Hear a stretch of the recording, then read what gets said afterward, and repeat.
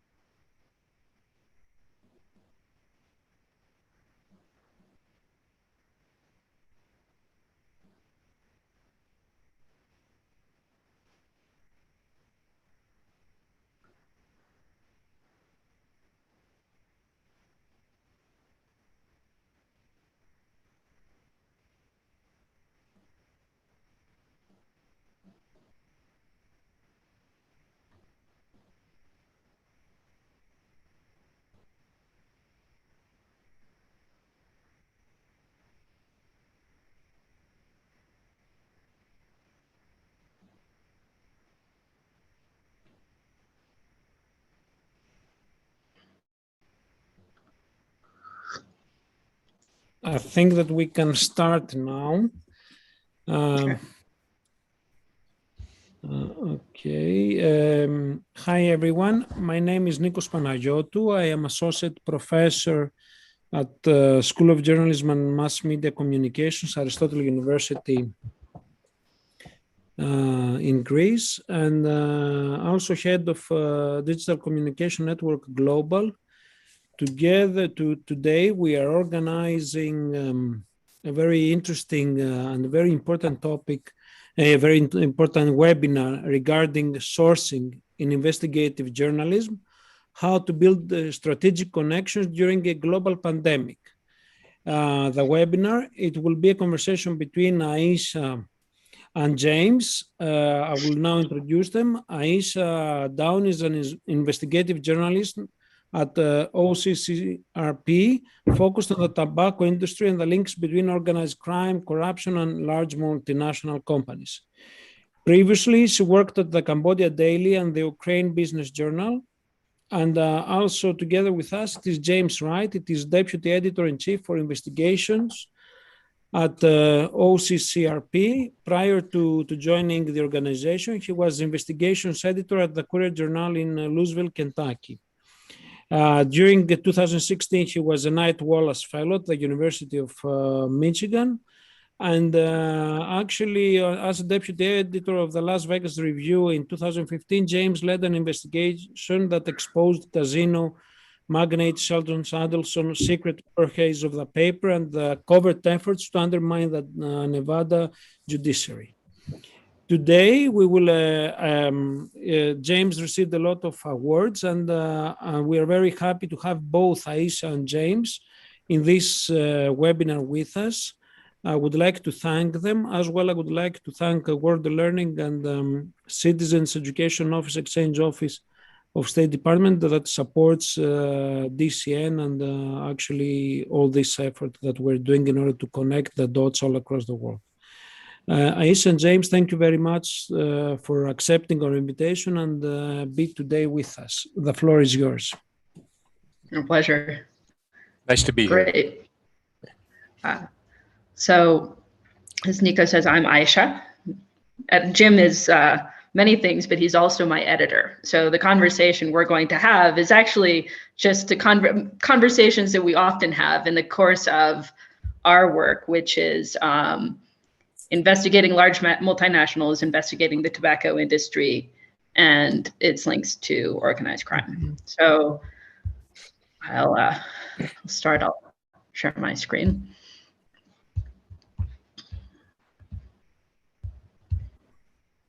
Okay, thank you, Aisha. So this is a presentation. The main topic is we're talking about how to build sources and how to keep sources. Let's see. Can everyone see this? Is my screen shared? Yes. Good. All right. So to start out with, let's see. How do we go next? Hold on. How do I? Says that I'm presenting. No, you're okay. Here we go. Okay. So sourcing, I would argue, is the key skill in investigative journalism. People like to talk about open data. That's really important. People like to talk about understanding finances. This is also really important. But in the world of complexity we live in, you really won't know, or it's very hard to understand a balance sheet or a fishy transaction, or indeed anything that's going on until you have someone inside to talk to you about that. So James and I, we wanted to start out with, how do investigative journalists find sources? At a basic level, you can start by reading news articles. So if you find people who've already been quoted on a given story, for example, you think there's more to a fishy real estate project in Algeria, or you think there's more to a seizure of illicit fuel off the coast of Libya, find the people who have been quoted there already, approach them, and try to get them to talk to you more. That's one way. The second way, you ask your other sources, so people you know already in the industry, general experts, your fellow colleagues, for sources, because it's always best, if you're going to talk to someone, to have an introduction. Psychologically, anyone will be, far more likely to talk to you if you are introduced to them by someone they know already, even very distantly. So in fact, going out of your way to find someone to introduce you to a contact you've picked out already is always the best way to go. However, despite these two methods, many of us, indeed, me included, probably spend a lot of our time cold calling or finding contacts on LinkedIn who we've never met before, and we have to basically approach out of the blue. And it's good to not be afraid of doing that, no matter how daunting it might be. Jim. The pandemic has made this harder, but it's not really changed the dynamic that much, especially the kind of work we do, which is cross-border international. And frankly, even in domestic journalism in the United States, we do a lot of work by telephone. So you develop somewhat skills in terms of getting people on the line and keeping them on the line, and getting them to tell you things or send you things that before you might show up at their office or at their home and knock on the door, but now you can't really do that easily. But again, working internationally, you can't be constantly jetting around from one place or another just to get a document or do one interview. So the telephone will be your friend. It does make it a little harder, but it's entirely possible. And cold calling is one way of doing it, but you have to know what you're going to do once you get them on the line. And I don't know your thoughts, Jim. I always say, and we'll talk about this later, but if you get someone on the line, it's best to start with very small, very concrete demands. I was just calling to ask this particular thing about, this company or this situation. Then they'll feel they can meet your demand. They'll, in their heads, think you're having a reason to call them that's not just phishing. And later on, once that rapport has been established, you can call them back for the other things that you're going to need. Exactly. Build up to it. Don't start with the big ask first. Big ask, ASK, first, because that's the scary thing. You don't call up and say, hey, can you confess to this crime? You call up and say, hey, look, I'm writing a story about you. I'm really not sure how to spell your name. There's nothing scary about that. Just something very basic to start the conversation and then build to it. Yes. And asking them for concrete details, concrete market expertise, things that won't take a subjective judgment on their part, but is knowledge that, you need to have correct, but is in the public domain. Exactly. Most people really do want to help you. They're not opposed to giving you things that they perceive will not hurt them. And once they do that, then it's kind of like touching a stove, a hot stove. if it doesn't burn you the first time, then you're much more likely to touch it a second time. So if they don't feel that you've harmed them with your first question or even your first story, you can always go back for more and after a while they become desensitized. They expect the stove to be cold until, well, it's really hot. I agree with that. If they've talked to you a number of times, and nothing has happened, then they think that nothing will happen. And that's your friend. So after you find, these are sort of basic ways to identify and open, say, a conversation with sources. I agree with James that the pandemic has made things harder, but the one thing it's had made easier in my findings is that because no one's meeting each other, everyone's in front of their phone all the time and in front of their computer. And it's a little less weird actually for people to have a journalist from wherever in the world, be it Amman or the States, write them about an inquiry because they don't expect that you would be able to meet them in person. So it can be a slight advantage in that sense. Aisha, are we frozen up here? There, okay, there we go. We've changed slides. Yes. So I want to go now more into identifying sources. So you have a story. Maybe that story, if you're me, it's about a large multinational corporation, Philip Morris, for example. You have friends of friends, you have your normal slew of contacts, and you have 10 news stories that you've read. So you mine the sources there, you find the people who've talked, you find the ongoing court cases about this organization, you find, your friend or your colleague says, oh, I know this guy, he used to work there. You should talk to him. So you run out those contacts, but eventually you're going to have to start making your own. Eventually you are going to have to look on LinkedIn or look at annual filings of a company, or just look at, whatever, a court case and identify names there and say, who among these people will have the information, and I have to get to them probably pretty cold, probably without an introduction. And so in doing this, something that I've come to think about as an investigative journalist is, I have my chaos as a ladder slide, but is strategic infiltration of large organizations or even small organizations. So when you're identifying sources in a company to talk to, say a company or an organization is involved in some kind of wrongdoing, or it might not even be wrongdoing, but involved in something you need to understand, it really helps to think about the organizations you've been a part of, right? You've been, all of you, maybe you've been in newsrooms, maybe you've been in NGOs, maybe you've been in companies. And you probably have pretty vivid memories of office politics there. And also, you probably didn't understand everything that was going on, even if it was a totally clean place.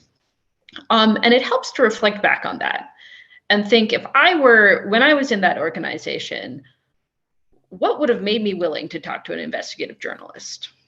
Why would I have done it? And then who around me would also have talked? And who would know the right information? And who would sort of be the person, now that I'm the journalist, that I would approach? These are things you have to keep in mind because you are basically strategically infiltrating an organization or a conspiracy or whatever, looking for weak points. And not everyone's going to know everything about everybody, but everyone's going to have defensiveness, egos, and you have to sort of find your way around that in the dark. So as a part of that, you're going to try to understand an organization via LinkedIn and via documents, but nothing's a substitute for talking to people inside and carefully assessing what the climate was like, what the environment was like, and what the personalities and psychologies you're having to deal with. Mm-hmm. I would add there too that we never start with the subject of the investigation. We work in what's called a spiral technique, where you start at the edges. First, you talk to someone who used to work at the company You're pretty sure they're not going to tell anyone you're asking questions. Then maybe you go to somebody at a lower level or on the fringes of what you're talking about, and you build toward a confrontation with the subject of the investigation. If it's a company, you avoid the public relations department unless there's some specific detail you need from them. But for the most part, you start at the edges and you work your way in until you reach the person who is the most affected by what you're writing about. And as you get closer and closer in, I don't know how you find this, James, but those conversations, when you talk to angry ex-employees, they might be free and they might tell you anything.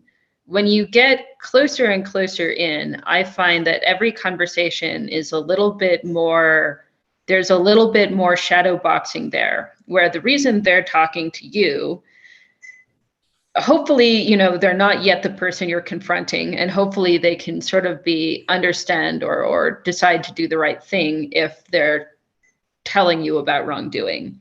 But there's an element of shadow boxing to it, in my experience, where they're talking to you to figure out what you know, how much you know, and how dangerous you are.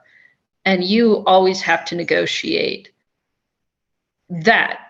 Their fear that you're a danger to them, you need to be honest and transparent, but you can't always tell them everything. And their what they might do and who they might contact if if the conversation causes sort of fear in them. Exactly. Part of your job is to obviously elicit information from them. Everyone has a different motive, though. It may be that they got passed over for a promotion. Maybe they just don't like somebody else in the organization.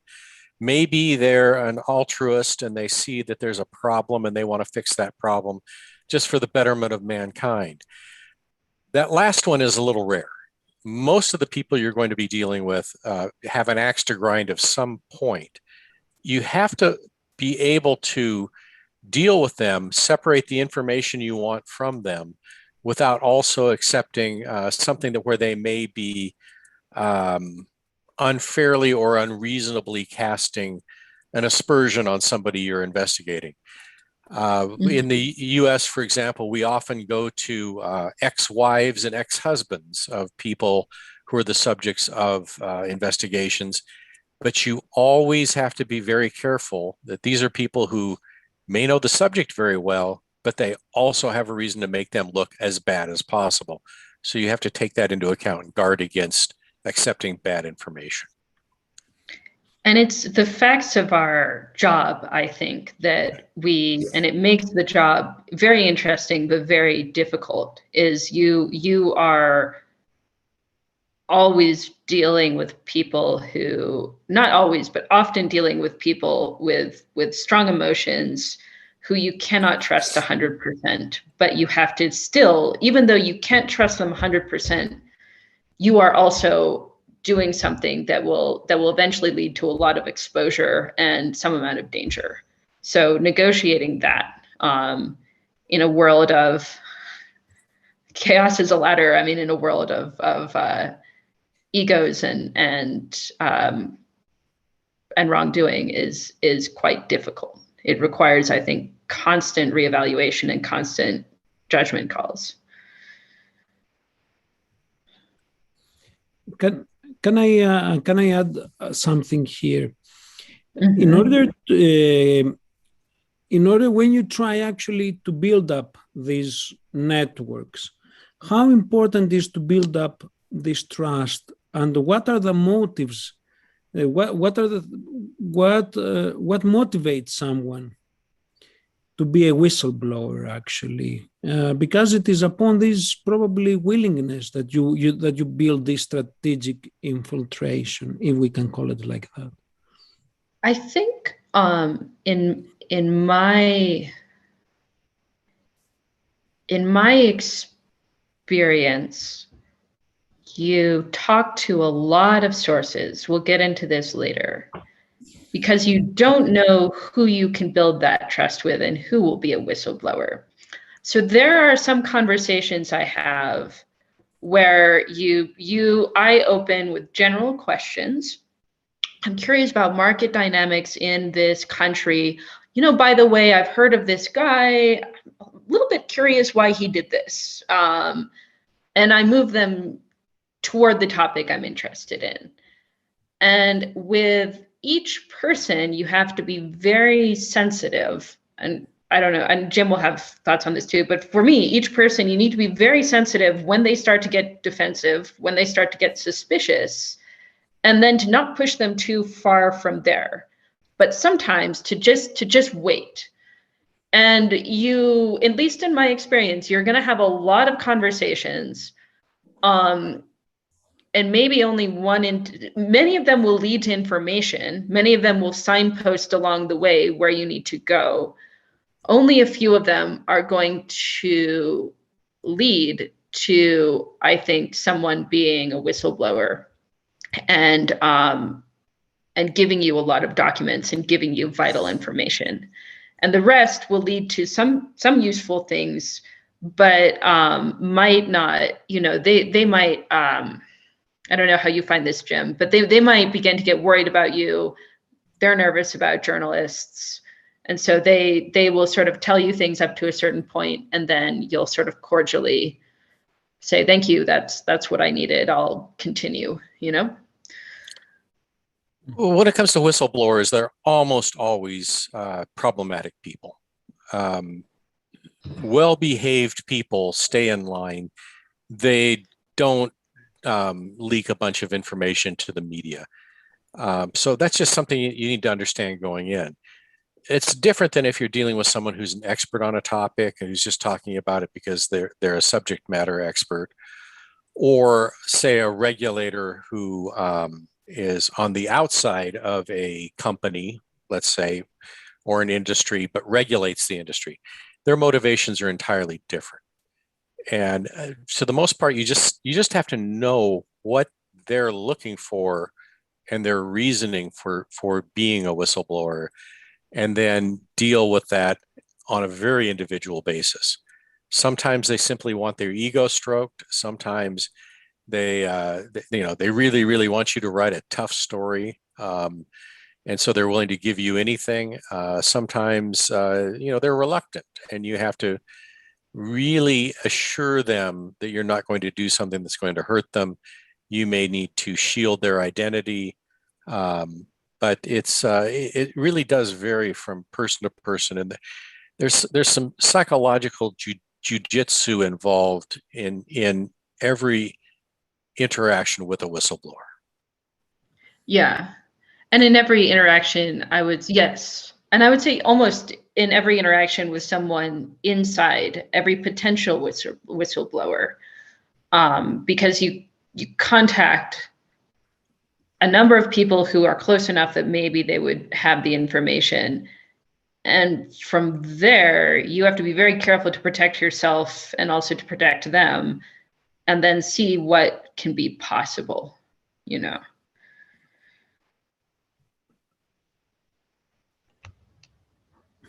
So I'm going to take us to the next slide. Strategic infiltration, part 2. Part of getting inside people's heads is learning the euphemisms and the language of their trade, but more broadly, learning how they think about how their job and how they might rationalize wrongdoing and how they might, the inner language of the industry. In tobacco, this is really important because in tobacco, all of the major multinationals have at one point been involved in smuggling and still are, although, and they have different ways of understanding this. People inside know it's happening, but they might call it, this is just duty free, we're escaping the brutal taxes, or we don't really smuggle, we just sell to our distributors. And so, in doing the investigation I've done, I had a lot of conversations with professionals where I would open with really broad questions about how do they see, their place in the market? What are their day-to-day concerns as an employee? So that I would learn that, many professionals, they don't really care if their products are smuggled, they care about market share. understandably. They care about turnover. They care about, smuggled brands if it's not theirs, if it's cheap stuff from Dubai. They care about certain facets of regulation. But fundamentally, whenever you're working with people inside of a company or an industry, they don't think that they're bad people. I mean, most of them don't. And the thing is, they aren't even looking at the outside perspective. The perspective they're looking at is the perspective of their competitors in the business and their colleagues. So as many conversations you can have that teach you the euphemisms and the language of the trade and teach you how to think like the people inside do, the better off you'll be. Because then when you start to talk to your whistleblower, or when you start to talk to the guy inside who's going to help you, he might have to at some point say to you, yeah, I was involved in this. I smuggled, except he won't think of it as smuggling. And if you sort of have the understanding and the grasp to say, yes, you were involved in the, DNP sector, duty not paid, smuggled, in the, fast growing market of wherever. Yes, I was involved in that. And he can sort of begin to frame his participation in it and what it was without immediately feeling like he's incriminating himself. And he can explain to you the nuance, in the way that you'll get it. And you'll be able to get more detail from them, and you'll be able to, just for your own knowledge, better contextualize what the wrongdoing was and be prepared for their response to it. And I think this is very important because most people are very busy. People who have information that you want, have jobs, they have other things in their lives. They want to make sure that you know what you're talking about, that you're a serious person. You're not going to waste their time. At the same time, you have to balance that against being so overbearing that you come across like a total expert and you don't give them a chance to tell you what's going on. If they think that you already know everything, or that you're a know-it-all who doesn't listen, they might be reluctant to talk. So you have to be careful. You have to use the right jargon, show that you understand their world, but at the same time that you're open to understanding more about it. And one of the things that I've always done in interviews is at the very end asking, is there something else I should know about this, or is there someone else I should talk to? That gives them a chance to volunteer something that maybe you haven't thought about, and gives them some space. If you've only asked them questions and they've answered, this gives them an opportunity to sort of open up. I completely agree. And depending on your source, sometimes you can get a long way by just asking them to explain something to you. Not something totally obvious, but some nuance of the trade that is a little less easy to understand. And when they start at the mode, when they get into the mode where they're teaching you, when they get into the mode where they're explaining their world to you, often I find it helps with recall. They start remembering other things. They're like, oh, you should also get this. Oh, and they feel good because their knowledge is valuable and they get to teach you stuff, and people love that. And their memory is jogged, and they begin to think of more stuff they should teach you, and then more stuff comes out. You get to understand a little bit more where else you should look in your investigation.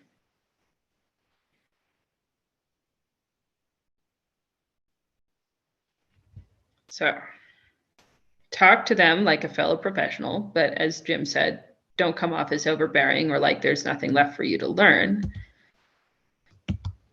Hold on. It's my, nope. Going back. Continuing on. I hope. Guys, my computer's a bit frozen. Okay. One more. One more.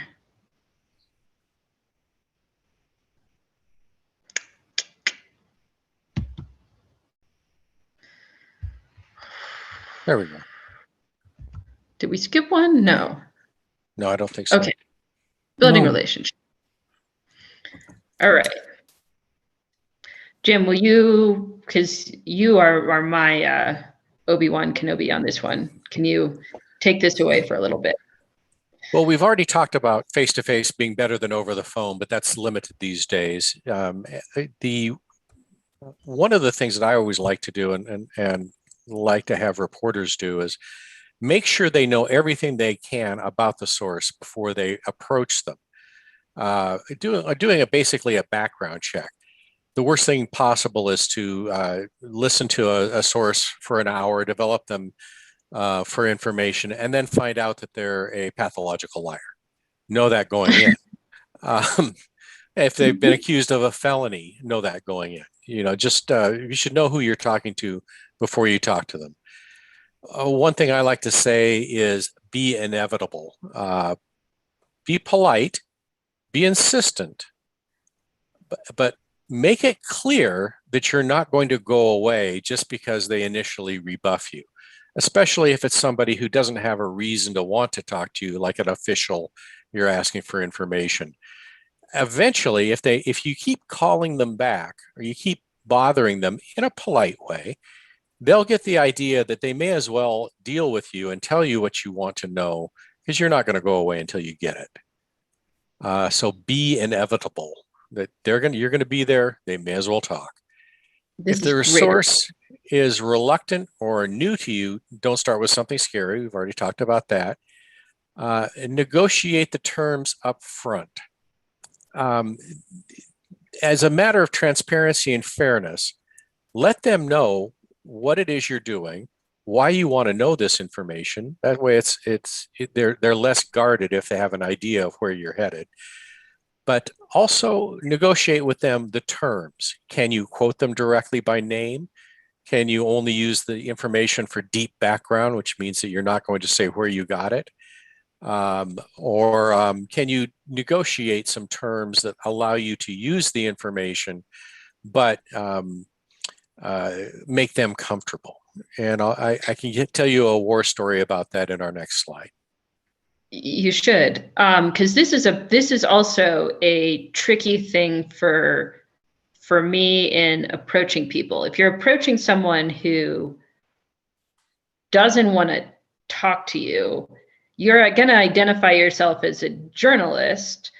But I won't say, I have two impulses. One is to be totally honest because it's comfortable for me that way. I want to say, this is exactly what I'm doing and this is what I need and we should all help each other.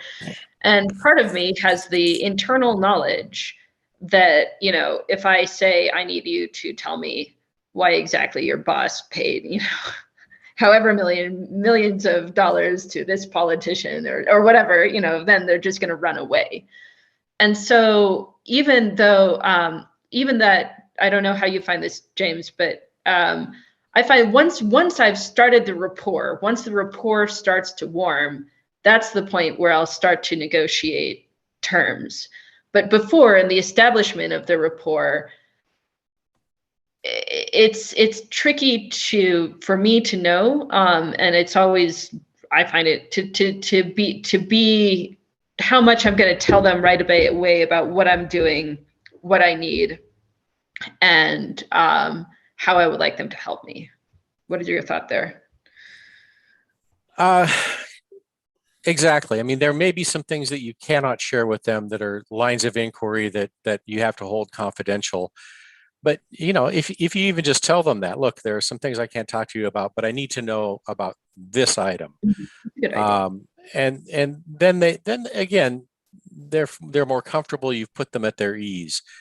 But again, a lot of it depends on if they're coming to you with information that they really, really want to share, or whether you're trying to get information from them that they really don't want to talk about, but you need to get from them anyway.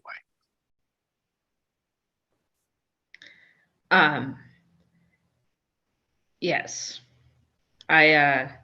it's in many of these, it starts out as a bit of a dance, I feel, until you have them really talking to you and on the phone, and then you can say very transparently, this is what I need. This is my intention. and how can I protect you? Exactly. And in some cases, you might be pointing out to them that it's in their best interest to talk to you.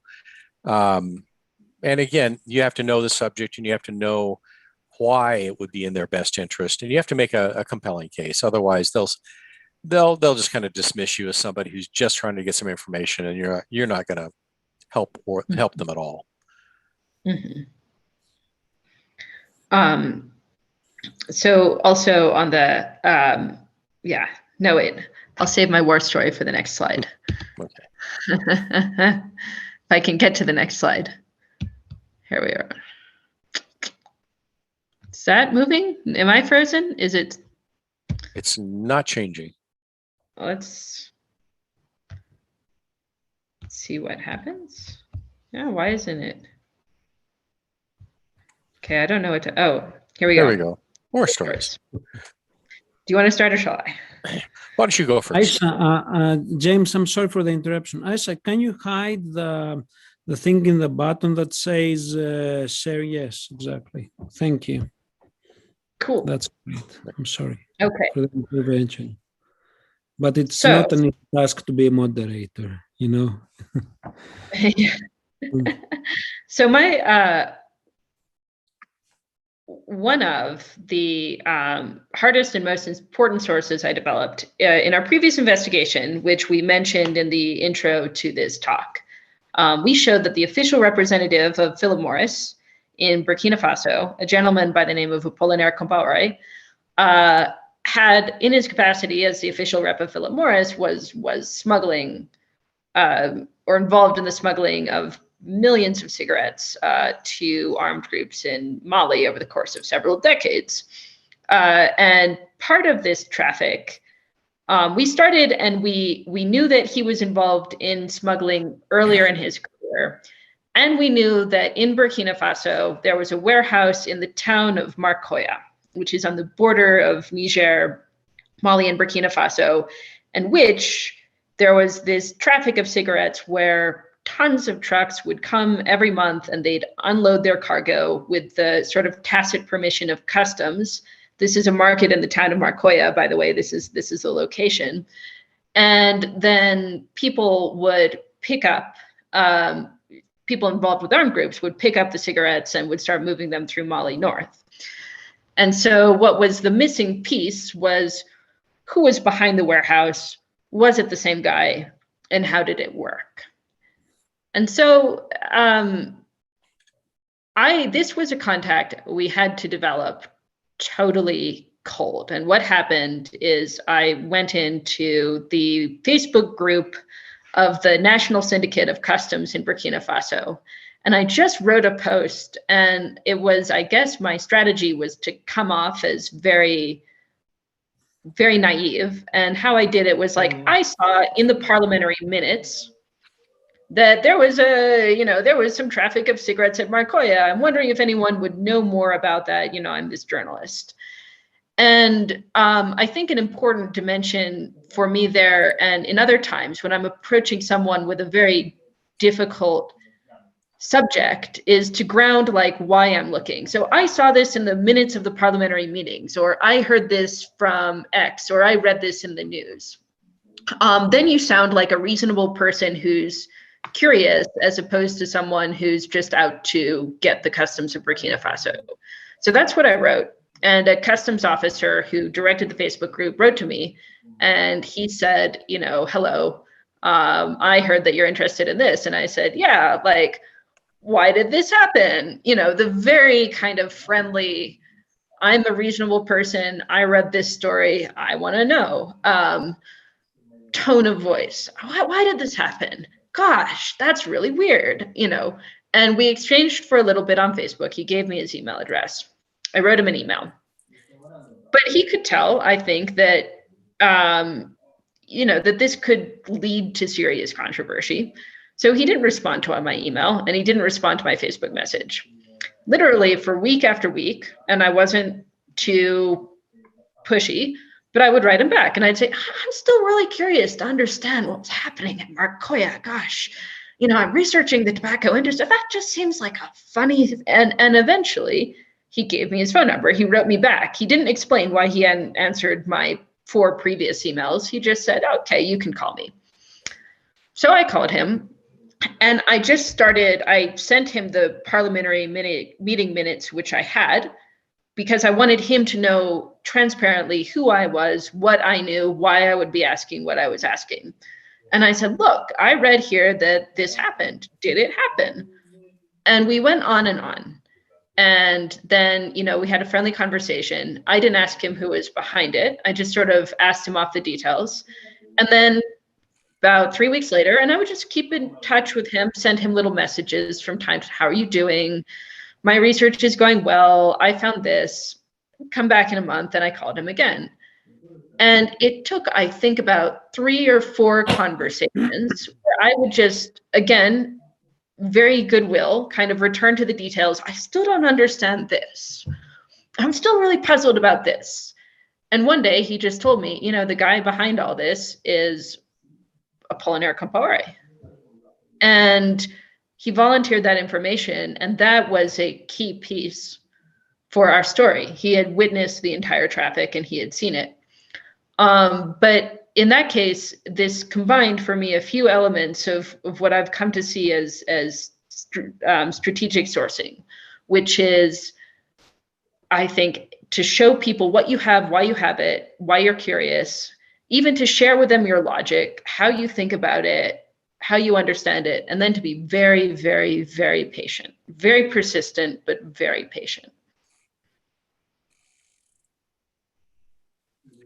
And what Aisha has done here is, I'm not sure, are there any American journalists in this call? There was a television program years ago called Columbo, which was a actor named Peter Falk played Columbo, and he was a bumbling sort of police detective, and he wore a rumpled raincoat, and he always seemed to be sort of distracted by things in his personal life, and would approach somebody who was involved in a crime, like usually a murder, and they would not think much of him because he didn't come across as being that smart or that engaged. And of course, they were smart people, so they knew that they could outfox him. But the thing was, he was very smart, and he had this technique where he would come in and he would ask people just sort of random questions that didn't seem to make much sense and didn't seem to be aimed at incriminating them in some way. And then he would act like he was going to leave, and then he would turn around and he would ask a killer question. He would ask the thing that would just catch them off guard. They would let their guard down. He would catch them off guard, and he would ask the killer question that would solve the case. Now, that's a Hollywood representation, but we kind of do that as Aisha did, developing that source over time. She wasn't necessarily acting in a bumbling way, but it was always coming back with a different question. And so there was a reason to be engaging with them, and then asking in a disarming way, and then finally building up to the big question, the big ask. I did this once on a story years ago when I was a very young reporter, and I had to cover a local public official who was actually arrested for extortion. He was threatening to blow somebody up to get them to pay a debt, blow them up with a bomb. And he actually set off a bomb in the guy's house. This guy was like a school board member in a local area. So I had the indictment from the court file, and it enlisted somebody he was involved in this, but it was not clear what the actual details of the case were. It was simply described in very legalistic ways. So I ended up calling one of the people who had been indicted along with him, but the indication was this person was cooperating with the police. And I asked them if they would talk to me about that. And the man said, no, he couldn't talk. His lawyer had told him not to talk to the media. So then I asked him a little question. I asked him, could we perhaps mute whoever is on the line there? Can you please mute the person that he's, Yarina, that he's, thank you. Okay, thank you. James. Yes. I asked him a very small question. I said, I appreciate that. I understand your lawyer has told you you can't talk, but could you at least tell me what date that this happened? And he thought about it. So I guess I can tell you that and not get into any trouble. So he started telling me things. And each time he would tell me something, the ask would get bigger. Well, can you tell me why it is they think that you were involved in this? Can you tell me, did you give this man money to blow someone up? And each time he would say, "Well, I didn't give him any money, but I told him I would pay that if he was able to collect the debt, that he could have half of it." Okay, and then he would say, "But I really shouldn't say anything more. I've got to go." And then I would ask him another question. I kept him on the line for an hour. Each time, him saying, "I've got to go. I can't tell you anything more." Finally, he told me everything. One fact at a time, building up to it like the proverbial frog in boiling water. He did not realize where we were going, and he couldn't help himself once he started, and he kept talking. These are the kind of things that you can do. It's another variation of the Columbo method, where you ask a small question, you disarm them, and then you build up to the bigger and bigger and bigger questions until you have the whole thing. It's a really good method.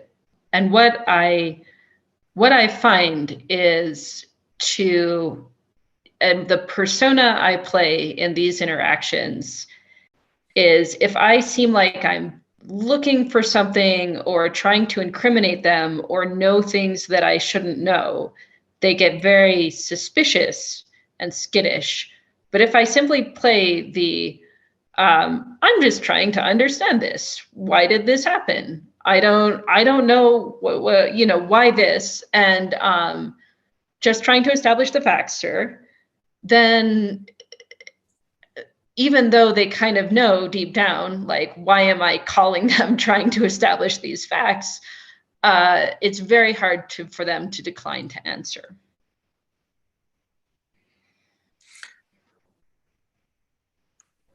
I think we could probably go on to the next slide. Let's go. So how to keep these relationships. James, I'm going to let you take this one away. Well, first of all, a relationship is a relationship. It's not a one-off. Despite what I just said about my call to this man who never actually spoke to me again, most interviews don't go that way. Most sources are not one-time only things. In fact, the best sources are the ones that you deal with on a regular basis. Most investigative reporting does not involve working a beat where you're going to be talking to the same people all the time. But if they know you and they trust you, they're much more willing to talk to you if you come back to them again later. That's true with whistleblowers and leakers. Quite often, they want immediate results. They think that all they have to do is tell you a fact, and it's going to appear the next day, and they get their immediate satisfaction.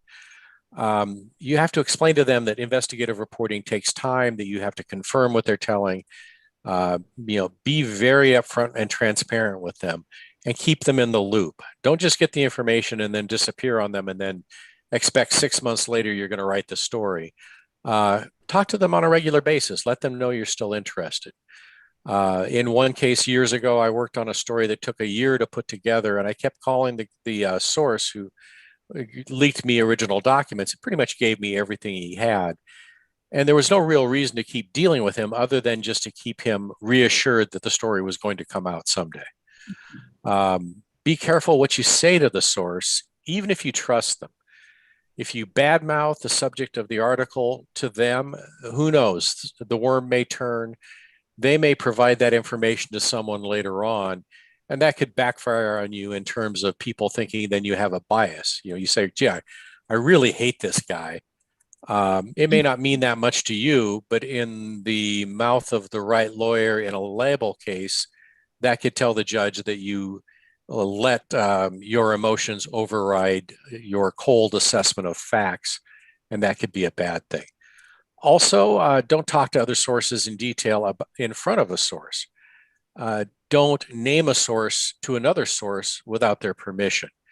You don't really know everything about the people you deal with. So you may get some great information from Aisha, but if you go to Stelios and tell him, yeah, Aisha told me this, he may not like Aisha. He may tell the subject of the story that it was Aisha who ratted him out. Be careful. Play those kind of things close to the vest. Your relationship is with one source at a time, not an army of sources. And then never surprise a source in print. Let them know how they're going to be quoted beforehand.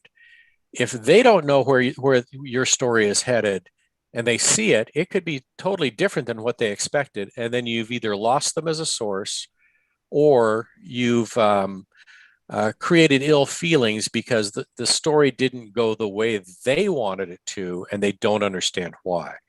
And you're trying to explain something to them after the fact. Also, it's good to let them know what's going for, just to make sure that you get the facts right. Mm-hmm. Aisha? Yeah. What I also find in these sort of long relationships is, depending on the quality of the source, over time, to carefully, judicially, but warmly share my frustrations, my logic, and my approach. Now, as in, I had some for one of my stories related to the story in Burkina Faso, I was dealing with some really tricky accounts in Mali. And as time went on, I knew some gentlemen in the various sort of financial institutions in the region. And in our initial conversations, these were very formal, but as life went on and they were checking on me and they wanted to know, when is the story coming out? I chose to say, well, here's what I'm struggling with. I have these numbers, nothing too sensitive. And I really just don't understand how they can be the way they are. And in fact, I've chosen to talk to this and this a person. And why do I do that? Well, number one, it keeps them happy because then they understand why there's a delay. But number two, your sources sometimes will really enjoy. I mean, for some people, they love talking to investigative journalists. It makes them feel really cool. And then they love giving you advice or trying to help you or saying, oh, you might really talk to this guy. And some of the best sources I've got, or the best information I've got, or the best leads has been from a source I've talked to a while already, and they really want the story to come out. And then I've said, and how are you doing, Aisha? Why isn't it this? And I'll say, well, I'm really stuck here. And even if I don't necessarily think that they can help me 100%, being open with that and being warm and being very human, I'm a person too. This is hard for me. Actually got me some of the best sources I ever had. That was how I got introduced to a very important whistleblower in the region, because I was, open and friendly about how I thought, what I needed, and what I worked. And it also, I find this increases their respect for you as an investigator.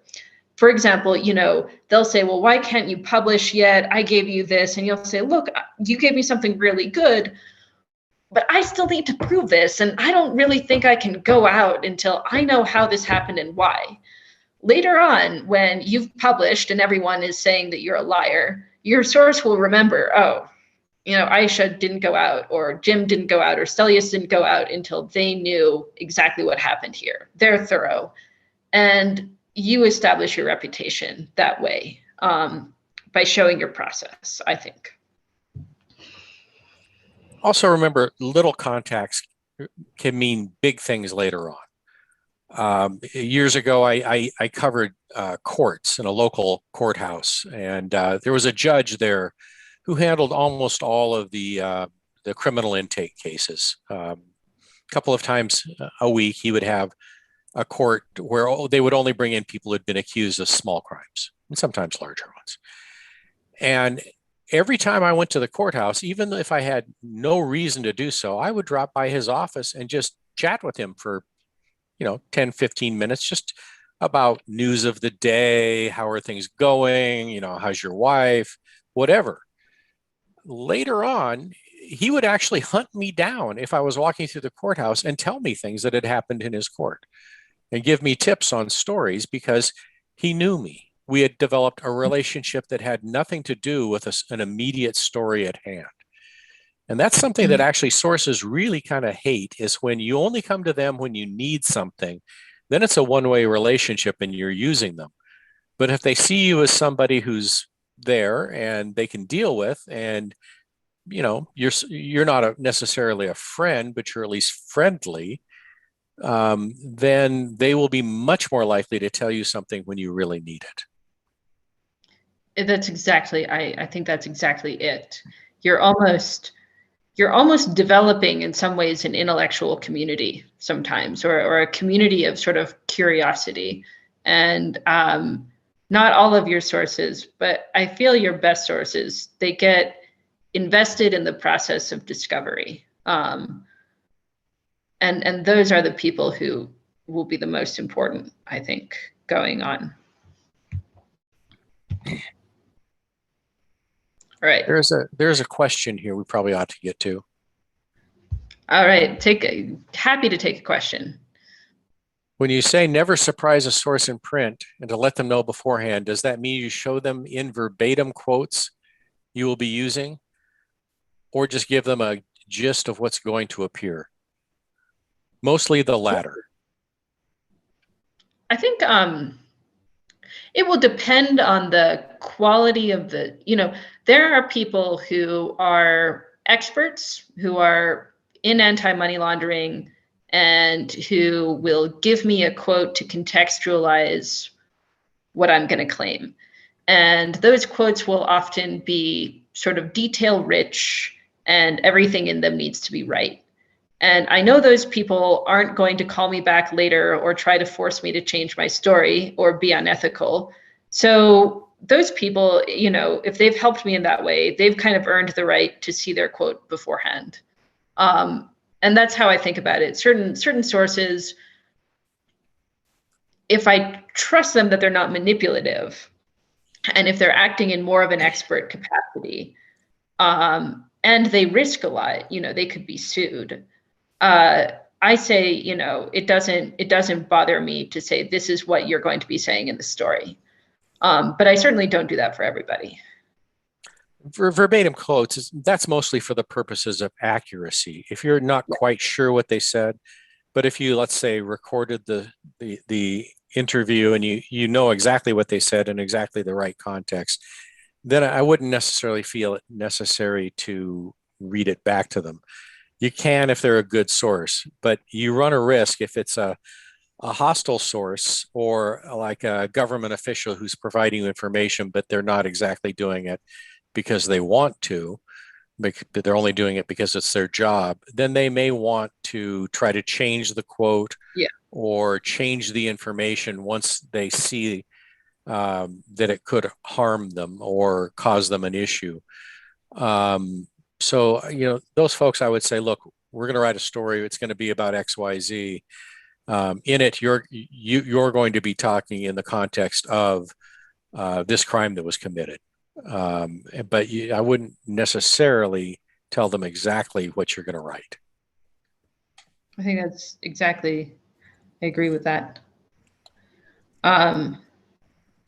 So we continue with our war stories. So, one really important relationship I developed with a source was with someone who eventually met me to leak a number of documents. And this source is someone I came to for exactly the reason I discussed in the previous slide. I had other contacts in the industry in the region, and I would just keep up with them. I would chat with them about the weather in their town and how the political events were going, and geez, isn't this pandemic frustrating? And I would talk to them about the challenges I faced in reporting. And one individual in a related industry, one day I said, I'm really struggling to understand. And I tried to convey in that interaction why I was doing what I was doing. I think this story is important, I said. I really think that this should be exposed. I gave it sort of, I wasn't idealistic, but I made clear my values and my belief in what we were doing. And that guy said, you know, because he had chatted with me long enough that he was just invested. I've never quoted him, but he wanted the story to come out. So he said, you ought to talk to this person. And he pointed me at a LinkedIn profile. He said, you can't use my name. And that person ended up being the whistleblower we needed. And again, this was a 6 to 7 month process. I contacted him. I said, you know, I'm just interested in understanding a few things here. And he responded. I tried to make my demands limited. But one day he said, you know, I might have some documents to show you. Now, I couldn't get to the country where he was. And he had some conflicting motives. He was a little bit in it for himself, but he was also an ethical person who felt that what was happening was wrongdoing. And he was fearful. So over the course, and it was mostly over the phone and over text message, we developed a relationship, or we developed a conversation that eventually came to a point where he decided he trusted us enough to meet us somewhere and give us some documents. During the course of that, the key features, again, were persistence, were warmth, were trying to be as transparent as possible with him about who I was, what my values were, and why I thought this was important, without stroking his ego too much, saying, you know, this is... these things you've seen and these things you have to share are in the public interest. And I think that we should bring them to light.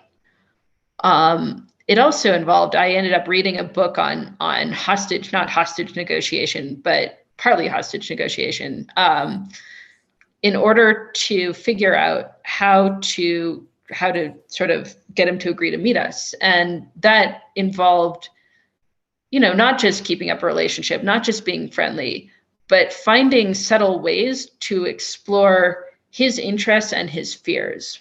So over the course of those months, as we got him to agree to the meeting, there was a lot of time that I spent trying to think my way into what exactly is he afraid of?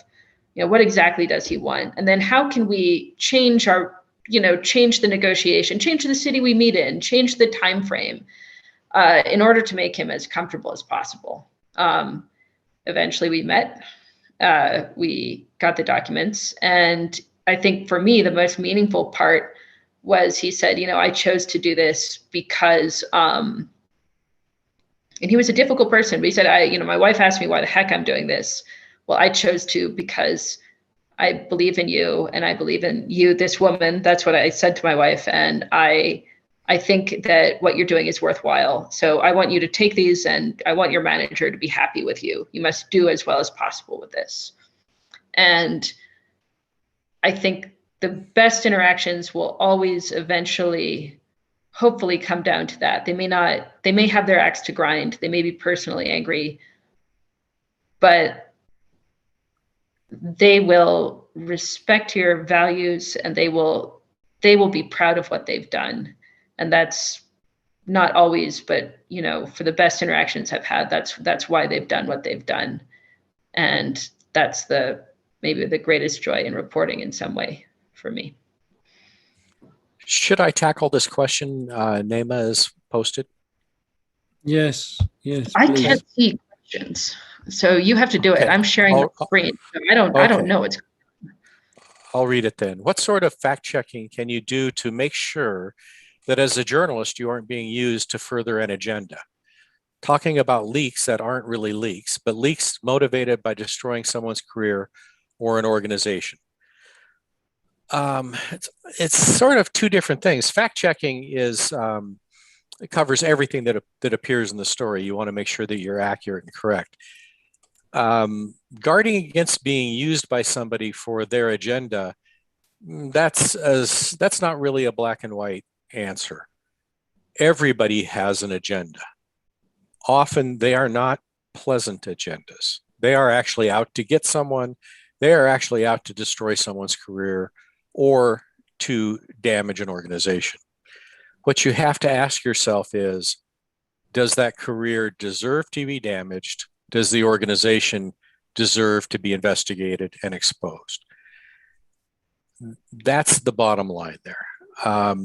It's sort of like, you're doing a story about drug dealers and a drug dealer approaches you with information about a competitor.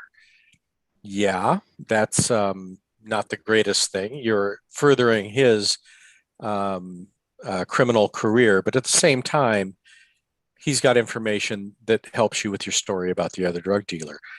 You have to weigh those and ask yourself a moral question. Does the good of the story outweigh any sort of questionable benefit it gives to someone who's providing you the information?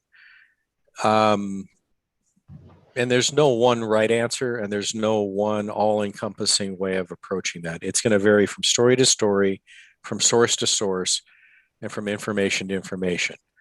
The one thing that we avoid doing is allowing someone to make an allegation of illegality or wrongdoing anonymously. They can provide you documents that prove what they're talking about, but we don't just let them make an allegation and then walk away and say, okay, that's good enough. So it's going to have to be good information. It's going to have to check out. It's going to be proven by another source or secondary documents or something. We don't just give somebody a platform to do something nasty to another person. I would also, I would agree. In the situation of working on the tobacco industry, you start to talk to people inside, and a lot of people smuggle tobacco. And it's not always that harmful of a thing to do. You cost tax authorities money, and that's a problem. But, a lot of things cost tax authorities money. And so a lot of times, I actually have this question from sources. Well, why are you investigating this guy? Well, why are you trying to, they'll be in the tobacco industry. Everyone does this, Aisha. So why do we care? And that's why, a choice I made in this investigation when it was given to me was to focus on multinationals that are listed companies. And that's what I'll explain to people. Because someone doing something shady in a far off country in order to make money is one thing, but a listed Swiss or British or Japanese company knowingly permitting that and profiting off it is quite another. And I've found that this is a question that returns to me constantly and haunts me. I haven't solved it once and for all. I have to ask myself all the time, and Jim asks me all the time, why do we care? Why are we working on this guy? But being clear on that is something that will also help you with your sources. Because sometimes, I meet people in the industry and they're sort of suspicious of journalists. They feel that journalists misunderstand the industry as a whole. And they're also like, well, what's the harm of a little oversupply? And being very clear with them and saying, well, I see your perspective. I see where you're coming from. I believe that this is fine, or this is in the gray area, but this morally, this goes too far, and it's in the public interest to understand, has actually made these sources better. They'll eventually think it over and agree with me, and they'll think, that I'm a thoughtful person who knows what I'm doing, and then they'll trust me more. So it's worth being clear on, I would say. I think we're probably running low on time. Should we go to the final tips? Yes. So make your source a collaborator. I think we've been over this. Not with every source, but with a lot of them. Share with them your process, because you'll probably have to work with them for a while, more than you think you will. Ask them what they think. Ask them their moral perspective. Let it be that you're understanding a problem together. I would also say, don't go into an interview with foregone conclusions. Don't go in thinking, I need to get this guy to say this. I need to get him to, some you do at the end, sometimes with confrontation, but in the early interviews and in most of them, go in and really try to understand what's going on and how the person sitting across from you understands it. And if they change your worldview, and if you decide that it's fine to be involved in organized crime, I mean, call your editor about that, but more power to them. It's hard, but it can complicate things, but I think it makes your work more sophisticated. So again, on that, be clear on why you're doing the story and what the value of it is. Sources, and many sources I've talked to, they feel they've been blackmailed. They feel journalists are out to make money. They feel that journalists sensationalize things. Everyone's been burned. So even if we all, I mean, we have to navigate constantly difficult moral gray areas. And we have to make moral judgments, which are hard and unclear. Make those and then know why you're making them, and then tell people why, and tell your sources and be clear. You know, I understand that it's a flawed world, but really at this point, I think this guy went too far, and I'm not going to crucify him, but I think the world should understand why he did and what this situation is, and explain that to them. That upholds the standards of our profession, that upholds the value of what we do, and sources will want and deserve that. My final tip is just to enjoy this, because it's really the best job anyone could have. Jim.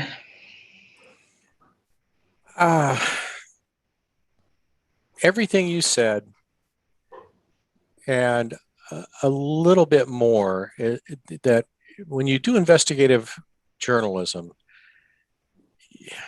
you develop a perspective. You can't investigate something without having some idea of where you're headed.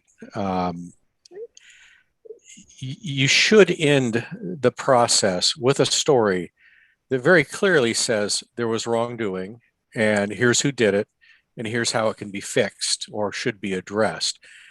That's not the same as just opening up and saying, okay, tell me everything and I'll put it in a story. You have to write from a perspective, otherwise it's going to be a mess. Mm-hmm. And usually sources understand that, but when you approach them, you should be very clear to them that, again, you don't have an agenda here other than there's a problem, it needs to be solved. Something is murky, you need to get the truth. You're just doing your job. You don't hate them, you're just doing your job. And the one thing that you asked, or you mentioned, Aisha, was that people often ask, well, why are you investigating me? Why aren't you investigating that guy over there who's doing just as bad? Then the answer should be, I will get to him next. We can only do one story at a time. We can't fix the whole world in one story. Mm-hmm. And typically that will not make them happy, but that should be your answer, that it's, you know, it kind of sounds a little flip, but it's basically, it's their turn. Someone else will be the next person you'll investigate. There's another question. I'm going to exit my screen sharing, and I think, yeah, that's my email address if you have moral dilemmas you need to write to me too. But let's take questions. How do you safeguard your mental health on long investigations? You don't. We're all nuts. Totally. I mean, sometimes I think my challenge is like I'm a very sympathetic person, and I start to agree with other people's perspectives, and I have to constantly like go back to my judgment of what's right and wrong, as opposed to just the world is on fire and let's all smuggle tobacco, which is not really a constructive idea. One of the things you want to do is pace yourself.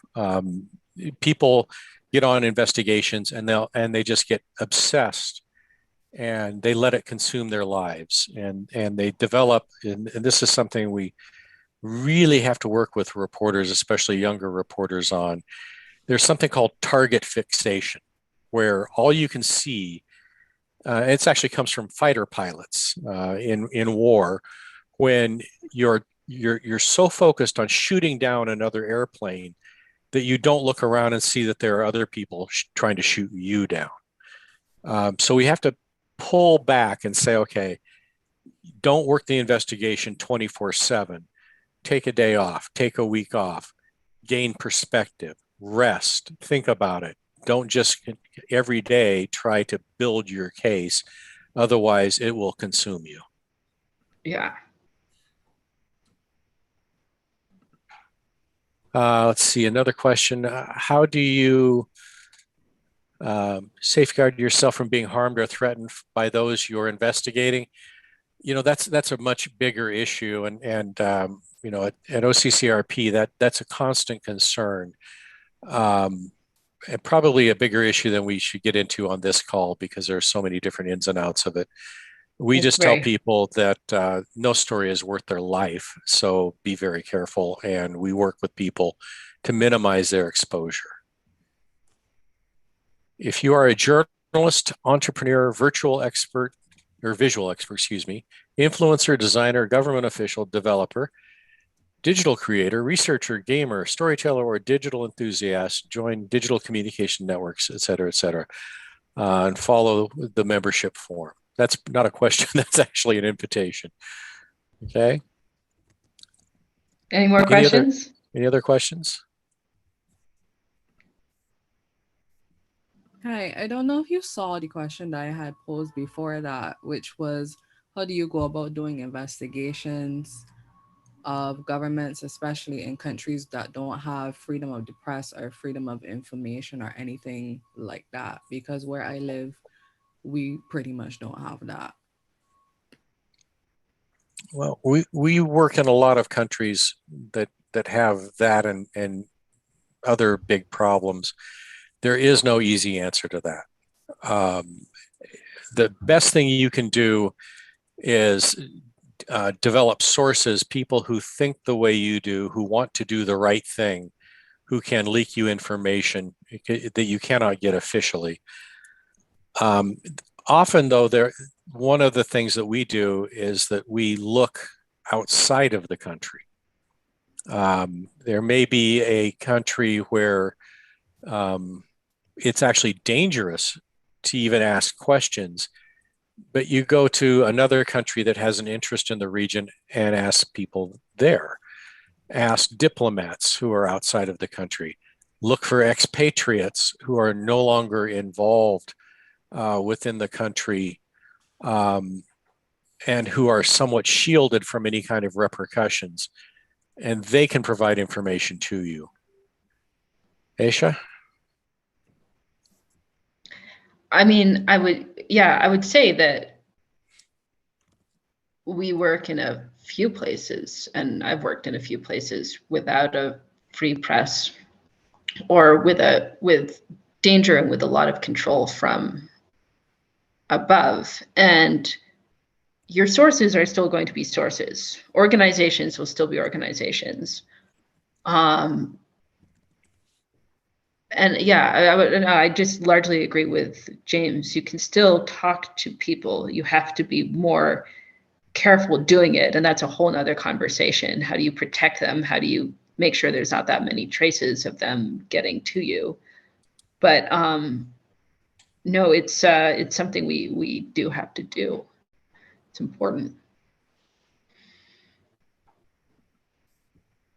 There basically is no country that doesn't leak information, because you're dealing with human beings regardless of whether they're part of a regime or not.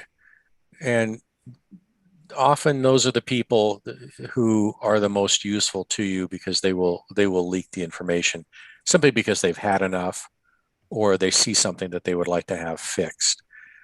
You know, I can ask for official documents in the United States that are not open to any place else in the world, or in the European Union or someplace like that. But that often isn't even the story. The story is what you get from people on the inside. I agree with that. I mean, access to information doesn't necessarily mean that I agree that still the best things come from the inside sources, and those are much the same everywhere.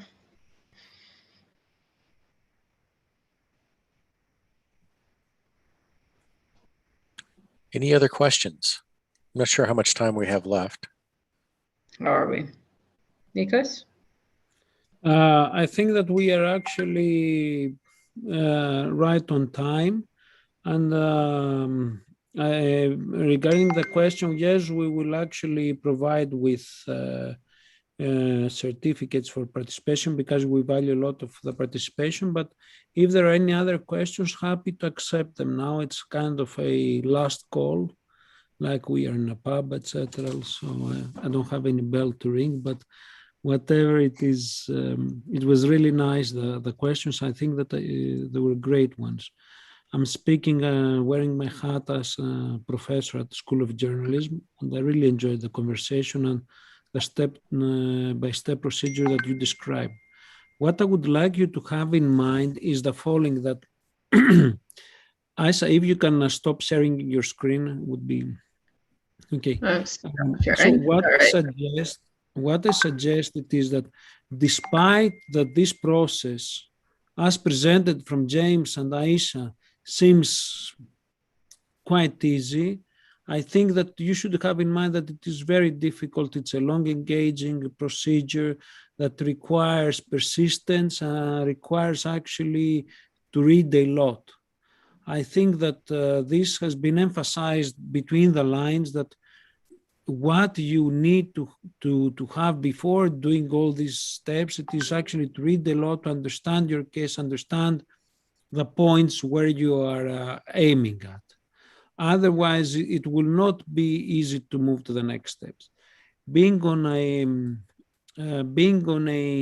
actually in an oppressive regime, all this situation makes it very difficult. But sometimes even in democratic societies, when you have to deal with specific stories, it was equally very difficult. We have seen that in Europe with the death in Malta of the Maltese journalist, and also in other cases.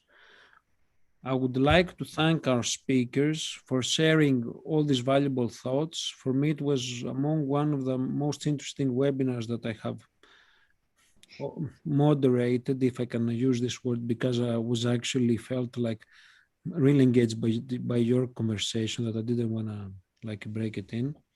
I would like to devote this actually meeting today to all these reporters, investigators that are working actually to shed light into dark corners, because as Washington Post mentions, democracy dies in darkness. I really like this slogan, and I think that represents your work. Thank you very much. I would, just before we actually end this event, I would like to remind you that this event is co-organized from DCN CE and World Learning, and it is actually part of our Ideas in Action series, a series of virtual events that we have started from March 2020. DCN is supported from US Department of State Office of Citizens Exchanges, and we're more than happy that we are in the position to host these very exceptional speakers and experts. Aisha, James, once again, I would like to thank you. Thank you for having us. Hope it was useful. Thank you very much. Thank you. Bye-bye, everyone.